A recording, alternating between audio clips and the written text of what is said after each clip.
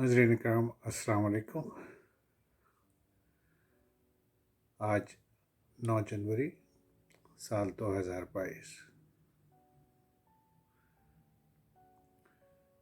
BS Taimuri cricket analysis की नई video के साथ हाजिर खिदमत है।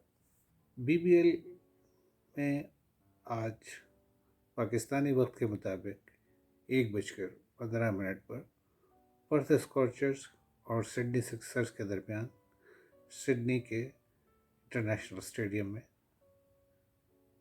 मैच खेला जाएगा, जहां मौसम खुश्क और अबर आलूद रहने की तवक्का है। ख्याल रहे कि कल यहाँ बहुत ज़्यादा बारिश हुई है, लेकिन आज बारिश होने की तवक्का कम है, इसलिए ग्राउंड थोड़ा सा भारी होगा और गेंद तेज़ी से बाउंड्री लाइन की तरफ नहीं जाएगी।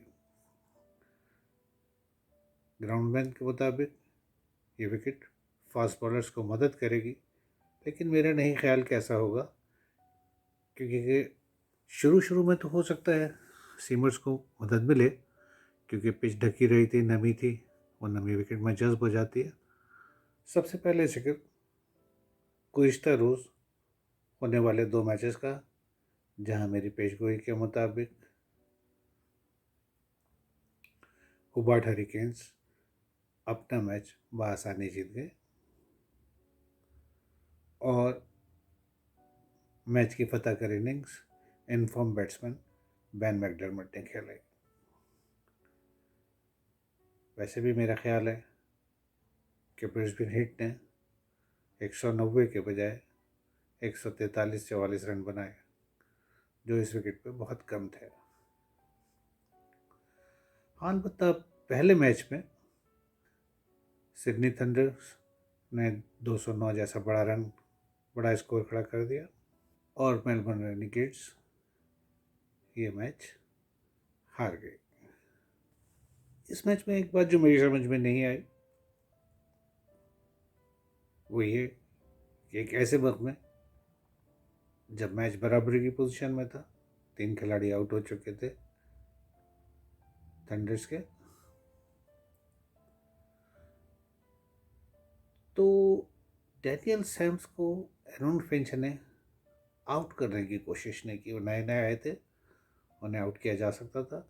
उसके बरक्स उनको बिल्कुल इजी बल्ले के मुंह में, जिसे हम कहते हैं, गेंदें डाले गई और वो लंबी हिटिंग करने में कामयाब हुए।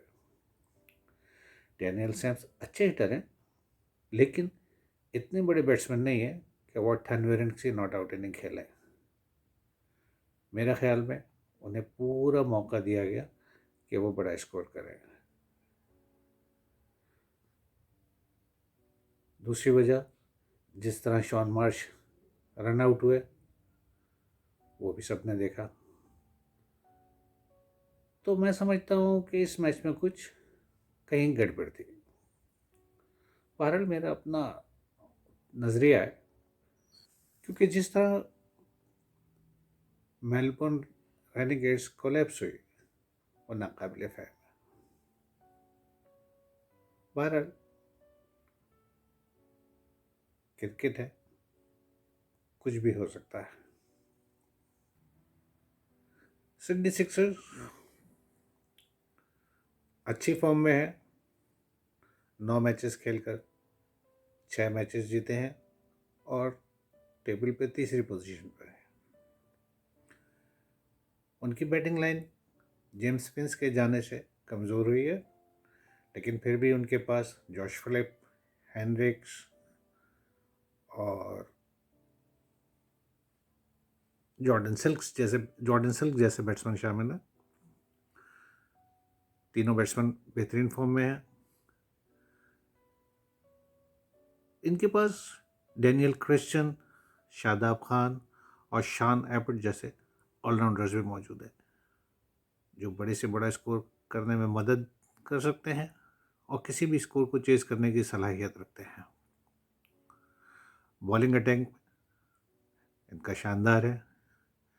Abbott, Shadab Khan, O'Keeffe, Christian himself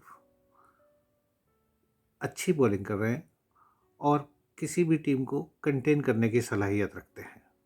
जबकि इनकी बनिस्बत पर्थ स्कॉचर्स अभी मिचेल मार्श के जाने से संभले ही नहीं थे कि उनके फास्ट बॉलर टाइमर मिल्स भी इंग्लैंड चले गए, जिससे उनकी बॉलिंग को धचका लगेगा। वैसे तो कॉलिन मनरो बहुत अच्छी फॉर्म में है, लेकिन जिम्मेदारी की वजह से सही जौहर नहीं दिखा पा रहे हैं। इनकी बैटिंग लाइन उस तरह से क्लिक नहीं कर रही जिस तरह से करनी चाहिए। पिछला मैच हार गए, वैसे तो 10 मैच से 8 मैच जीतकर टॉप पोजीशन पर हैं, लेकिन थोड़ी सी इनकी फॉर्म खराब हुई है। मनरो के साथ कैमरन बैनक्राफ्ट और पैटरसन अच्छे बैट्समैन हैं। नीचे टर्नर और लॉरी इवंस अच्छे हिटर हैं, और शॉन एबर्ट और अगर लोअर ऑर्डर में आकर अच्छी हिटिंग कर देते हैं। लेकिन सही मानों में अगर ये टीम पहले बैटिंग करती है तो अभी तक इस कोई अच्छा स्कोर सेटल करने के पोजीशन में नहीं है। इनकी बॉलिंग टाइमर मिल्स के जाने से कमज़ोर हुई है, लेकिन मॉरिस अच्छे बॉलर हैं, तेज़ गेंद करते हैं। कैली ने पिछले मैच में विकेटें ली हैं। अगार और हेड्जोग्लू कंटेनिंग बॉलर हैं। मैं समझता हूँ कि ये टीम अगर पहले बैटिंग करेगी तो इनका जीतना मुश्किल है। मेरे ख्याल में कल का मैच सिडनी सिक्सर्स आराम से जीत जाएगी। तो देखते हैं कल क्या होता है। इसके साथ ही मुझे इजाज़त दीजिए। कल मिलते हैं मैच के बाद।